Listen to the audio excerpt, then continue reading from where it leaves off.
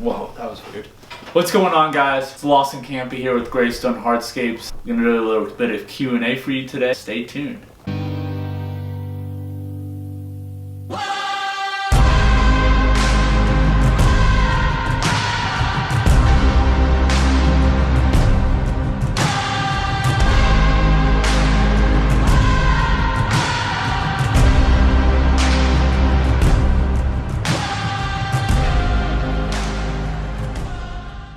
So, we posted on our Instagram, because I'm an Instagram influencer now. We asked some questions for people. Let's see, first question is, when did you decide to make Greystone an official business? So back in 2020, I started Greystone Hardscapes officially. Before then, I was doing some landscaping and hardscaping kind of on the side. I've always kind of been in the labor industry growing up. I owned a car detailing business before Greystone, and my mentor actually at the time, and still is to this day, owns a big construction company. I was given the opportunity with the help of him to start Greystone officially and to kind of go full force with it. So my car detailing business was a side hustle until I had enough capital to start purchasing more and more equipment, and here we are today. Second question is, did you go to college, and what were your thoughts overall? So, to answer that, I went to Appalachian State. I graduated high school in 2018, therefore went to college in fall of 2018. I pledged a fraternity, was in Sigma Nu there, made a lot of great friends, a lot of networking there as well. When I went to school, I was already, like I mentioned, doing car detailing. Continued that through college. Then COVID happened in 2020. I was fortunate for car detailing because people wanted the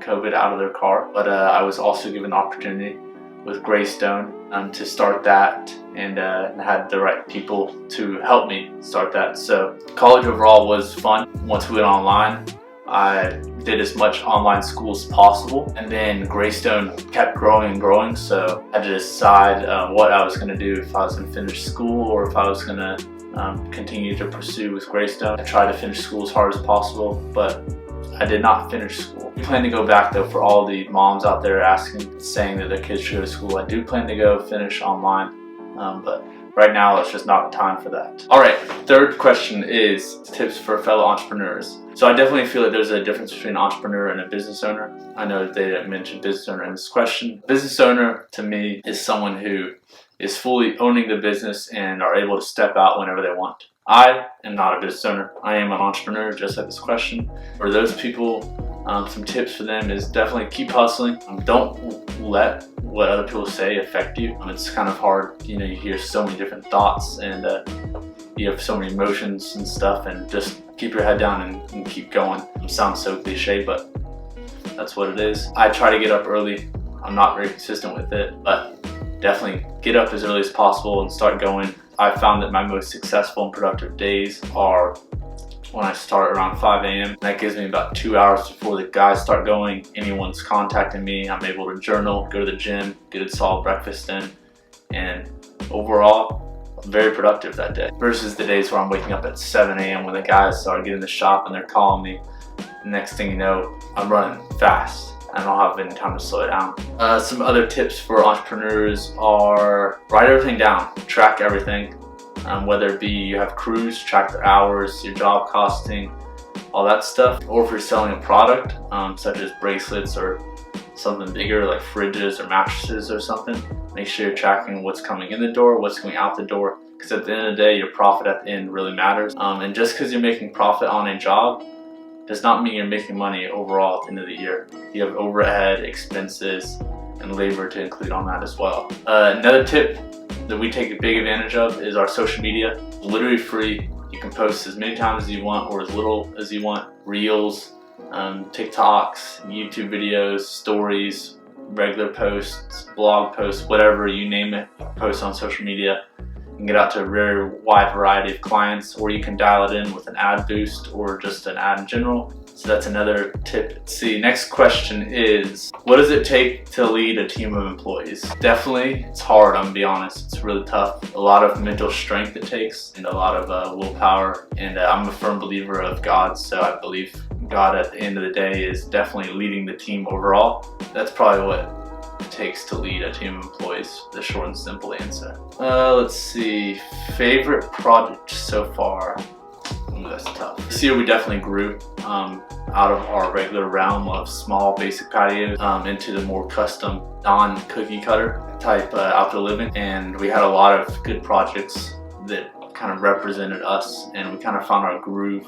We've been seeing a lot of our turf and paver combos, I'm sure, on our Instagram. That to me is my favorite look, but I also love clean, nice, modern, simple block look. So to answer the question, my favorite project so far.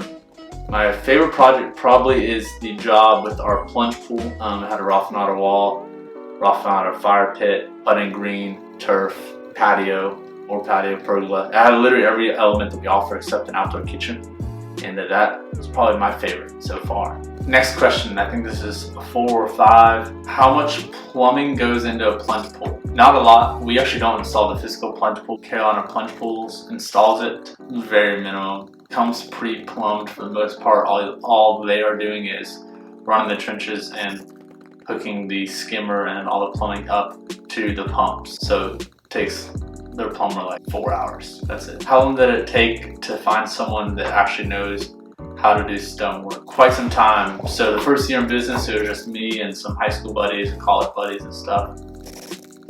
Someone's phone's ringing. A lot of stuff going on. Sorry guys. So the first year in business, it was just me, some high school buddies, some people from college, my cousin. That was great. We knew what we were doing, but we were not efficient at it, and it obviously took some time and stuff like that. We were a lot slower, and you can get what you pay for. Cheap labor is not as fast as expensive labor, which is a lot faster. So we hired my first person of March 2021 full-time that knew what he was doing, everything. I was able to leave him on the job site, and everything was taken care of. And then I started hiring slowly from there. Last October, I hired Lino, who's my top guy. He's a top G. He knows anything and everything about anything and everything. Leave him on job site with a set of plans and he gets cranking. And then recently I hired another foreman named Adrian that also knows anything about everything, and they get after it as well. So they run both the crews, and then our PM, Trevor, he's able to lead the guys properly and get materials there and stuff like that. Lincoln, he said, started in Indiana. He's a great mentor for me. I appreciate it. Thank you, Lincoln. I do mentorship programs, so you're new into the business or you've been in the business for a while and you're looking for some guidance, hit me up. We can do some call sessions and stuff. Who were some of your mentors? One of them is a great mentor, great friend from mine. I actually met while I was doing car detailing, like I mentioned earlier. His name is DJ. He owns a big construction company with his dad, located just south of Charlotte, Rock Hill, South Carolina, and they do massive projects. So he kind of helped me get my first machine and get started with that. Has been great for guidance as far as contacts and stuff with materials and how much I might need for certain jobs and whatnot, because the first time I ever ordered gravel for a job, I had no clue how to order it. It was a mess. I also have had other mentors along the way, family, friends, parents that have just helped me out. My dad is a great mentor. He's a business coach. Shout out Rich Campy. He's definitely got me to where I am today, as well as my mom and everyone else around me. Advice for backyards. It's not really like advice, it's all personal preference of what your client likes as well as what we like. We've been incorporating a lot of turf into our jobs just because the maintenance on it is so good, always clean, and a lot of clients like it because by the time they're already paying for the pavers, turf is actually cheaper than pavers for us to install, and they ended up just doing the whole backyard usually. So we've been kind of putting that in there in most of our designs. How did I start the company and build it and get so much work? But getting work, I mean, if you do good work, people are going to refer you left and right.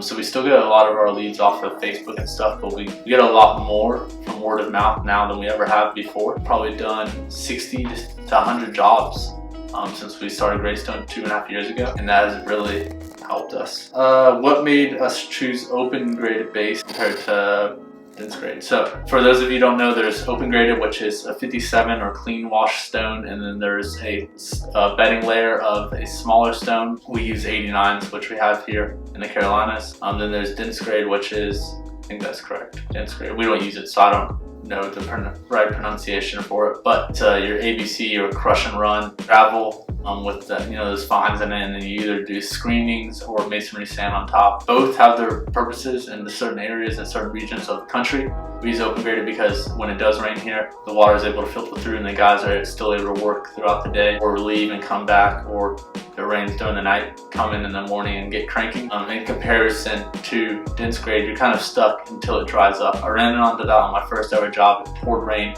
4 days straight. Tried to set up a tent, work through it. It was a cluster. That's why we use open graded. How do we find reliable employees? That would be a train coming through the back of our office 6-7 times a day. Sometimes when I'm here at 4 in the morning. All right, last question is, how do you find reliable employees? So like I said, I have 2 great leads, a great PM. They get after it, so that allows me to go out and kind of spread the word of Greystone, not just through sales, but on social media and stuff. We have a landscaping group in Charlotte called Charlotte Landscaping Gang. There's people in there, subs, other contractors, just laborers, always looking for work or giving out work and stuff, so that's a really cool community. I also have found great success in telling my guys, giving them bonuses and stuff like that based on bringing people into the company, as well as telling my suppliers, if you treat your suppliers good, they'll treat you good and stuff and hook you up with some great deals. Our suppliers know that, hey, we need 2 more guys next week, or we need a guy this weekend, or hey, we're hiring right now. Letting them know, and they're telling people that are coming there left and right that might not have as much work or be looking to go to another route, work for a great company like Greystone. They let them know, and we usually work something out like that. Overall, I mean, if your company is a great atmosphere and that you treat your guys well, you pay them well, make it fun for them, people are gonna want to come work for you. Appreciate all of my guys that work for us, videographer and our office admin as well, people behind the scenes. They're getting after it every day. It's fun. We enjoy it. This is the last of the Q&A. Hope everyone enjoyed it. We will do another one here soon. We are looking forward to the future of Greystone Hardscapes. And like I said, if you're looking to get a mentorship or some calls and some questions stuff, I'd be more than happy to hop on a call with you. Just DM me at LawsonCampy on Instagram. We'll make some time and we'll make it happen. See you on the next one.